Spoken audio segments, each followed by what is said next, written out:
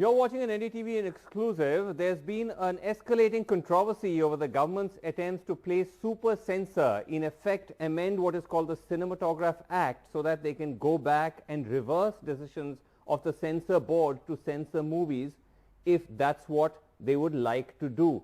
We've seen now top directors, filmmakers, even film stars push back against this, saying this is a terrible idea and that this will amount to muzzling free speech and muzzling dissent. I'm joined by one of those filmmakers, Vishal Bharadwaj. Thank you very much indeed, Vishal Bharadwaj, for joining us. Now, Vishal, I know that you were amongst those who actually tweeted saying this is not a great idea, what the government is attempting to do. Elaborate a little more on what is it about this whole move that is worrying you and so many others in the film world. The thing is, I wrote an article a few days back in a daily newspaper where, I mentioned that, the censor board is actually, the members of the censor board, they are selected by the government. The chairperson is also selected by the government. And then there's a whole process where, there's like 4 or 5 members, and they're always the odd numbers because, the voting has, sometimes the voting is also done. Then they watch a film and, they are from the different section of the society. Like, there's a homemaker and, there's a intellectual professor is also sitting over there. Right. And from different religions. And that committee is actually made according to the film whenever film comes. And then they give a verdict. If you are not happy with the verdict, you go to the revising committee. Before that, there used to be, tribunal for the filmmakers. Yes. By a high court judge, which was abolished in April. Yes. And when that rule was being abolished, and when we raised our voices, so we were told that if you are unhappy with the board's verdict, you can always go to the courts. Right. Now that the same thing is coming, if the member of the public, if a public a person from the public, if he has some problem, on his complaint, government can call back for the recertification, and it can watch the film. Right. And then why can't they ask that member of the public to go to the court as they have asked us to go to the court? And why is it that they want to go in retrospect and see the film and then censor it? We don't understand the motive behind this. Okay, so this can be, So some film members of the fraternity who've written an open letter, you must have seen that. It's been signed off by people like Anurag Kashyap and Farhan and Zoya Akhtar and so on. They're saying that one of the motives, or at least one of the outcomes of this, could be that this is giving the center supreme power over the film world. It's endangering freedom of expression. Yeah, I think, of course, it amounts to that because the autonomy of this board is in danger because, what's the point of having the censor board then? Because if their verdict is not final, government can at any point, withdraw the certificate and they can recertify it, re-censor the film from the past. So what's the point of, having the censor board at the first place then? Right. Because every power is going to be the center and the government, that they can do whatever they want.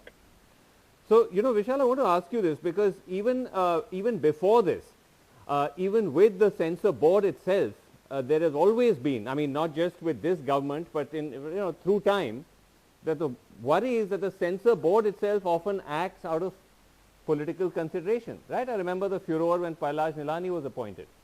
So there's a kind of already a worry about a politicized censor, and then now on top of that, government playing super censor.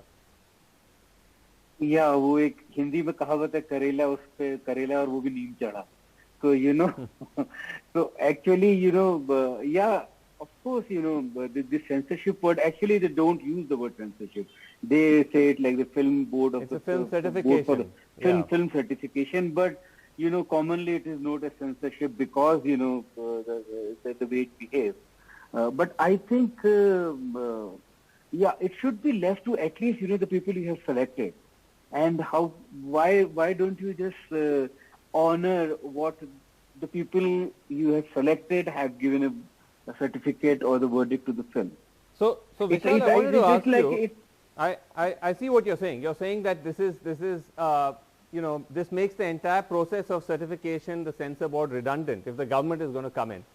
But I want to ask you this, because this is coming at a time when already several members of your film fraternity have spoken out about what they feel is the increasing encroachment on the freedom of expression, the freedom of speech by the government in some form or the other. As you said, the Film Certification Appeal Tribunal has been abolished. There are new laws that are coming in to try to regulate what is called OTT streaming content. And then, of course, there's always the kind of public backlash. You saw what happened with Tandav and all of that. Is that a worry you share, that there's a kind of an increasing sense where the freedom of expression to be able to make films on whatever you like is coming under threat? I think it has been under threat for a long time now, because what has started happening earlier. We used to write a film, and we used to go to a financer or a studio or an OTT platform, and then they would think that whether it's a very volatile subject, or it will offend some people, or so let's not make this, or But now what has started happening while you are sitting to write, you have started censoring yourself that nobody is going to come to fund this. So this is the kind, I think this was the intention, where when you start thinking of an idea, you abolish it, you abort it. There is no point doing it. So that kind of fear has started, that seeping in, where you abort the idea. And one thing, that I would like to say, in this world, the world is balanced by the opposites, Like there's a fire, there's water, then there's the earth and the sky and a male and a female. If you will try to decimate the opposite, you will destroy yourself finally. You have to have the different voices. You need to coexist. This is the democracy. You need to coexist with your nemesis. What you're saying is very worrying, Vishal. You're saying people have started to, in the film world, have started to self-censor in a way. Have you also started to think like that? Like think maybe I can't make a film on this or look at that, this or that issue or subject? Of course, earlier this was not the case, we could have made film on any subject. But now I have taken refuge in poetry, because I write poems where I know, I don't need anybody's money to write those poems, so I express myself in poetry. But in films world, while making the films, we are going in like Iran way, where you make film pockets, you can't even, but I think we'll have to find a way even to express ourselves in whatever pressure we have. And sometimes, you come up, this kind of pressure invents a beautiful thing, you don't know, you will look for something else. But Vishal, that's a, I mean, there's another sort of a nice way of looking at it, that you can try to find something to take away from this difficult time. But what you're saying is quite concerning, because you've made films which at times have tackled politically sensitive issues, like you made Haider, which was set in Kashmir. But you're saying that you've now had to at times take refuge in poetry. That's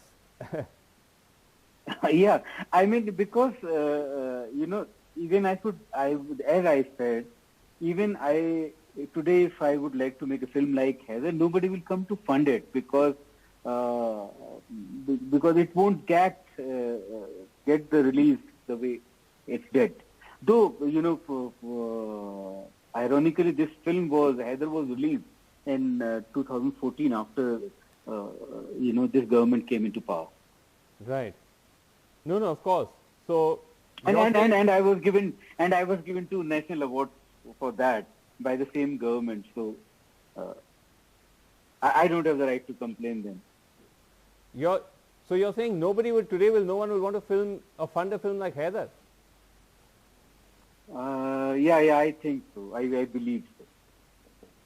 Wow. Vishal, I want to ask you though that this is quite, in a way it's quite courageous of you to speak out.